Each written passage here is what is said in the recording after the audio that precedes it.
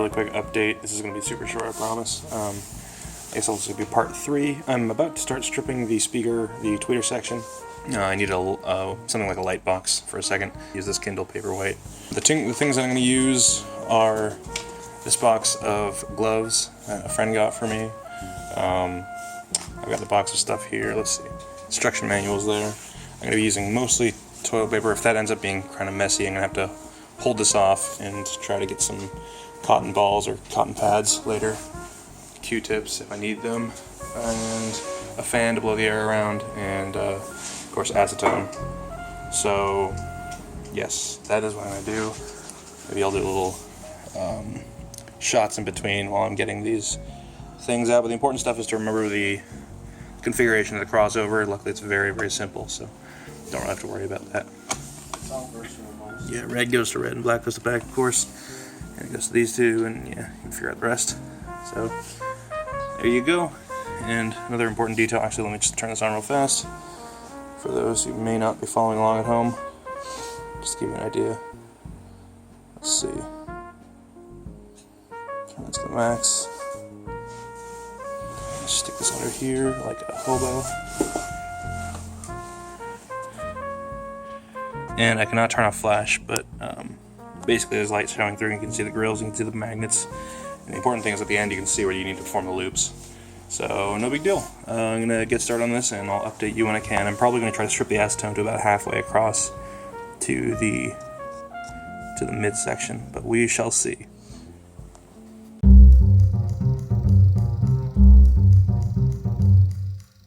So these nitrile gloves are coming in handy while using this acetone. And actually, these pieces of wire must be, I don't have a magnifying glass or a microscope or anything, and that's not going to focus, so I apologize, but I imagine these things are so brittle in some places that they just crack.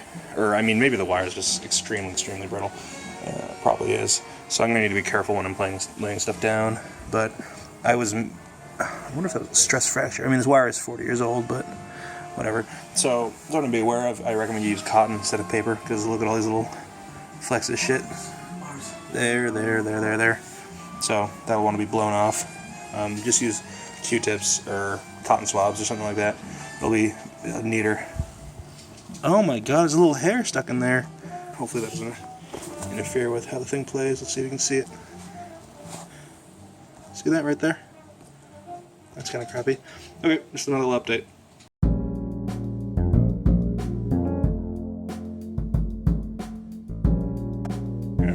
So another thing to sort of like support the belief that these might be slightly corroded is that I made long-ish strips of toilet paper, sort of doubled over twice, and then I lay it out in the section that I want to sort of saturate with acetone, and then I let it absorb it, and then I sort of rub it along there a little bit. It doesn't create too much of the little white shit, but I think that's like more you just sort of overuse an area. So anyway, I would sort of lay down a bunch here, and then let it absorb it for a few seconds, like 45 seconds, I guess, and then start like just peeling it off like this. If this thing can hold your fingers pressing down onto it and rubbing it into it, this Mylar, then you don't need to worry too much, I figure, about pulling 32 gauge wire off of it.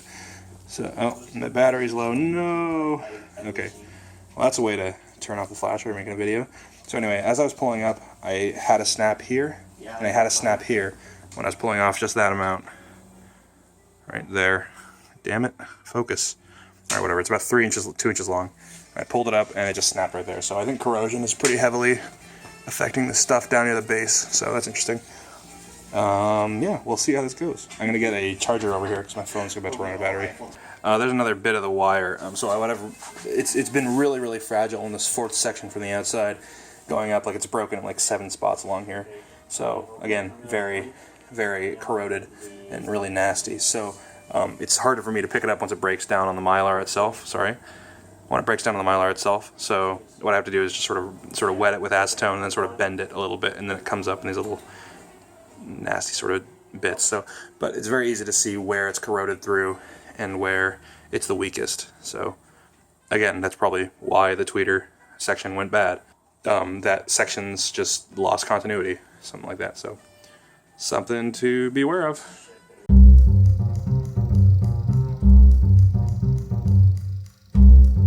I'm going to try to capture the process of removing this stuff. You can see the part that I'm working on right there, right here. This is a wet with acetone. See how it just breaks off like that? Oh, this is really good footage. Okay, so what I've done is I sort of like rubbed along there. Oh no. You can see the mylar bending a little bit, but it's not a big deal. It's strong stuff. And then just sort of start to kick it off a little bit.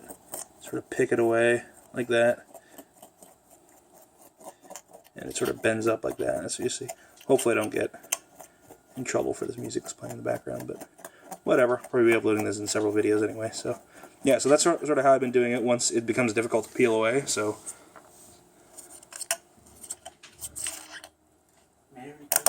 for a while this will work, but see how it kinked like that right there?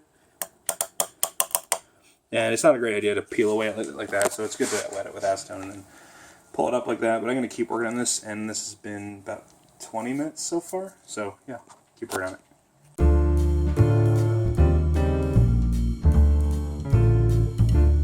Okay, it is the next day, and I have pretty much gotten 99% of the way there as far as cleaning the old material off, the old glue and old wire, pulling all that wire off. You can sort of see the marks there where the wire used to be, and some down here as well on this sort of fiber material. I can't tell what that is. So it took me on about 2 hours to really strip the wire carefully and clean it. It's a lot of wire. I mean, that's about, that length is about 5, maybe 4 feet, and then times that by 6. That's how many rounds are there on that. So imagine how long it takes you to clean off the midsection. So I guess what you can say is if you're trying to get a pair of these Maggies, you want to make sure that the mid and base are in good working order, because that is a big project. I don't really have anything to reflect off of, but you can sort of see how clean this is. Try to go slowly for you.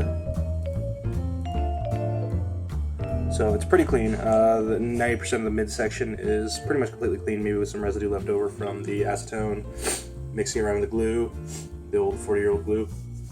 In the end here, you can see this sort of gunky stuff. I'm not sure what that is, and it can't get it off, or it seems very difficult to get off. It looks sort of like if you've ever taken off masking tape off of something that has been on there for a long time, like masking tape that's been there for, say, several months, and you pull it off, sometimes it'll leave sort of a plasticky residue or maybe a papery residue. It looks like that. And you can see there's still some little chunks of, I don't know if this is focusing correctly, there you go. There's still some chunks of stuff that I need to finish cleaning off. It's not completely done, but it's almost there. So I don't know about this stuff. It looks like maybe they use masking tape at some point to hold down the wires where they're going, but that doesn't make sense. So I'm not sure. I guess that stuff will just have to stay there. I'm just excuse me. I'm just going to assume it's not going to be much of a problem. So here we can see the old leads, what's left from what I cut. And basically in the manual, they offer you 2 ways to do it. You can either replace these connectors, or you can clean this sealant off and try to reuse the connectors. I'm not sure which one I want to do yet. I'm sort of leaning towards leaving the old connectors on there, because I mean you don't have to attach it there. You could attach the speaker wire there, and you're supposed to leave a bit of coiling there just to give you a little bit of leeway. I'm thinking maybe I could just attach it there and there, but yeah, the way they recommend you do it is way more involved. Yeah, so if you skip the following steps 1 and 2, you will skip the following steps 1 and 2 if you're replacing solder terminal connections. So that's if you're replacing these guys. They do give you the parts that you need to change that if you like. If you're reusing the old connections, they must be extremely clean before soldering. If you're using the insulated coated wire, they must be stripped bare about 3/8 inches before connection can be made. So you basically need to clean off the sealant. It doesn't come off the acetone. I'm not sure what it is. It's a little bit soft to the fingernail. But they say you must heat it up with a soldering iron to clean it off, and then scrape it off. So either way, it's going to be a pain in the butt. But honestly, once you get the wires laid out correctly, then you're 80% of the way there. You just need to figure out a tidy way to make the connections, and then you should be good, I would imagine.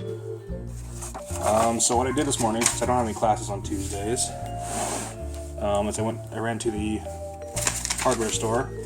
If you're in Bellingham, Washington, there's a fantastic hardware store that I can very strongly recommend called Hardware Sales. Let me make sure I don't have a card number or anything on here. All in, the materials that I bought cost about $18 or $19, probably about $15 because I bought a couple extra things for myself. So I bought the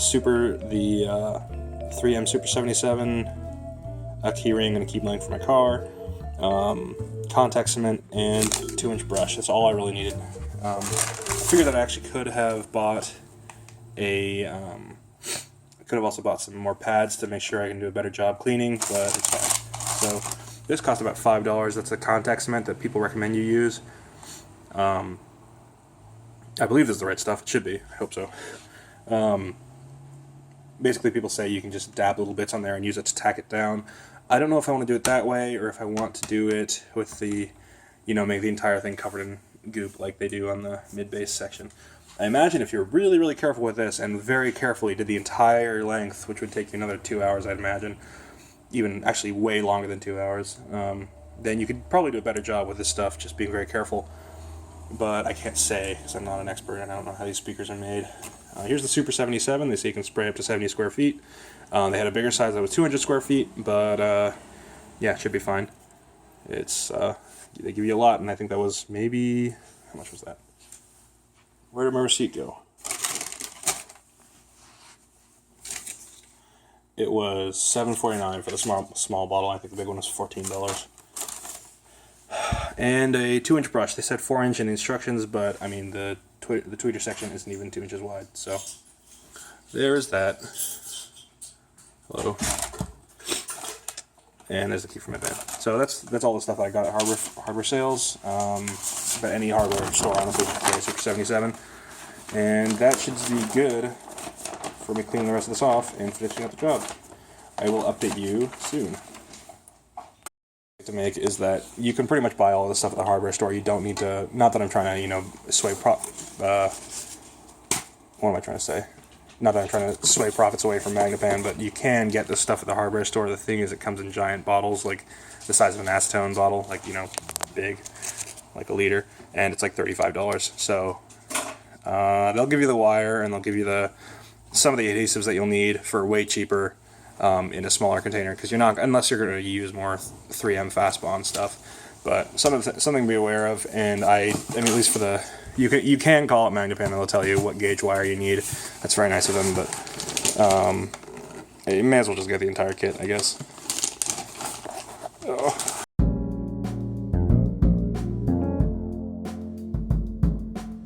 Getting ready to start the process of tacking down the new wire and then covering it with the fast bond. Get to it as we come to it. Basically what they say is make sure you got about 12 inches of wire down at the end. I'm going to tack some down with a weldwood. I tested out the weldwood on this just piece of metal here out of the housing of the speaker.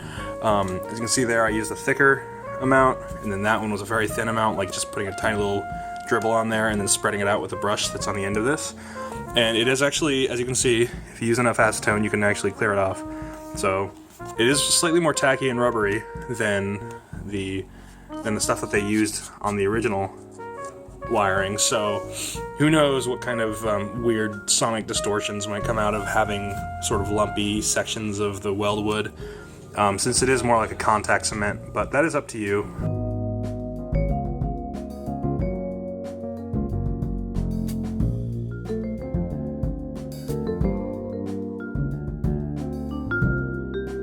I think that if you're very careful and do it like this, very thinly, that straight line there is where I rubbed it off with the acetone. But yeah, I think this would be a good alternative, and at the very least for tacking down sections that you're trying to repair.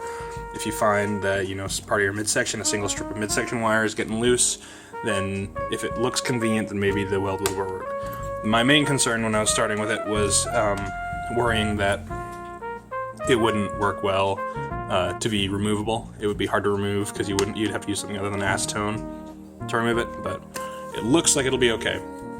Other than that, I'm going to get this guy out of its bag and start, be very carefully, wiring this guy down. Wish me luck. Okay, another step that I'm going to take just sort of came to me as I was getting ready to do this.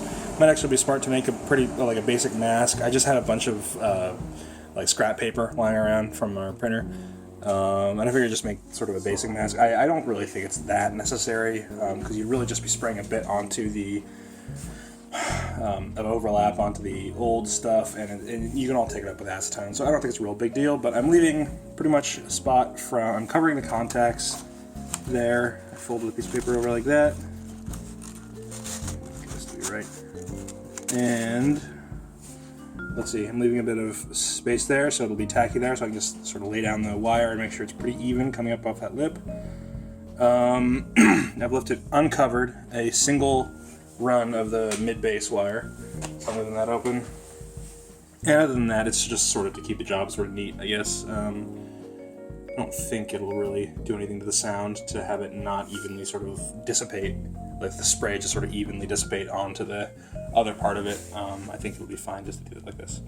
So I don't think I'll shoot after I've sprayed. I think I'll just go ahead and try to start laying down the wire, see how that goes, and then I will show you when I'm done, I believe.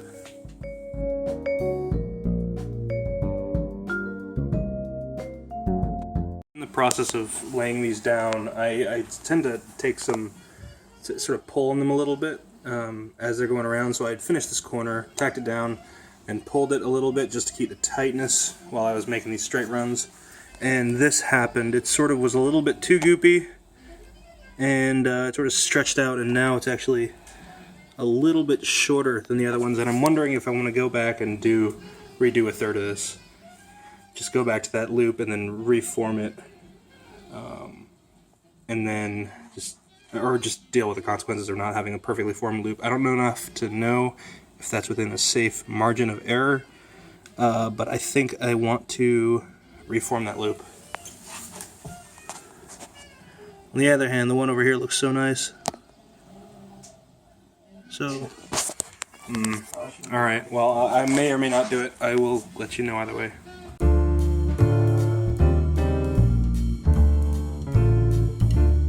So I'm going to make a really quick little update on this. I think I'm pretty much done applying the 30NF, at least the first coat. I believe I'm going to try to do a second coat, though they recommend, or they actually say very clearly, that when the first coating of adhesive is completely dry, you may make another light coating. I may make another light coating. So I think I'll do that, and from what I read, it takes about 4 hours for this to dry completely, so I might be doing this at night, the second coat. Other than that, I think it went pretty well. I didn't really show you how the coils went, but I fixed that one loop there, as you can see. Please focus. There you go. So there's the second loop. They pretty much line up. Not a perfect art. Well, I'm sure it is at the factory, but it's not here in my room. And then over here, the story is similar. It's actually pretty close. Last one's a little shorter, but it's pretty alright. That's good. My roommate gave me some candy. And so yeah, I believe that this modern stuff dries clear. Used to dry green, and apparently some also dried brown, I guess? I'm not sure. But I think that might be the tweeter section done. All now I have to do is sort of do those wigglies like it had earlier. Focus, please. Do those like sort of back and forth thing that I had in the pictures that you can see on the Imgur thing that I posted. And then clean this off with probably a screwdriver and a soldering iron, and then make the connections again. Honestly, I don't even need to do that. I could just solder them directly to those points, but may as well try to get the old sealant off. It's really interesting to me that they decided to seal this one point with the aluminum wire connected, but they didn't bother to do it on the capacitor or anything else. It's kind of interesting. So anyway, I will be working on that into the night. So I've done the first coat of the 30NF sealant, or I guess an adhesive, but I think it's supposed to be like the second layer, just to make sure everything's pretty tacked down in case the Super 77 missed anything. I've done an absolutely awful job soldering these things back onto the terminals. I've actually, see how this is completely ruined there and there? So just ignore that, pretend that I'm incompetent, and I actually resoldered them to there and there using some generic, what is this, like 2030 solder, 6040 rosin core, blah blah blah. Solder, some crappy stuff that I got at Radio Shack instead of the fancy stuff they had that they sent me. It seemed to seemed to flow easier, so in the end it was easier. I'll probably just end up replacing these terminals if I continue doing more work on these. I think that I'm not going to put the sock on until I get back home for the summer, because that way I can more easily work on them, and then I also need to clean the sock off to make it all pretty again, get that coffee stain off of it. But other than that, I'm going to do one more coat of this 30NF light coat. It's pretty much dry. I think it's been at least 4 hours since I did that. But I've just sort of like trailed out the excess here, sort of in a little thing, and then I coiled up the rest in case I decide to do a better job on these. And they're just sort of gently tacked down into the leftover sprayed on Super 77. Other than that, it shows continuity across the pins, the pegs here, and it gives a spectrum sweep up to 16 kilohertz. So that tells me that I've done a good job. So I just need to put on that second coat and then mount it back in the frame, and then I'll just leave them open like that for the time being. I will probably show another video doing a spectrum sweep or something, but it's kind of late, so I'll wait until I have better lighting for that.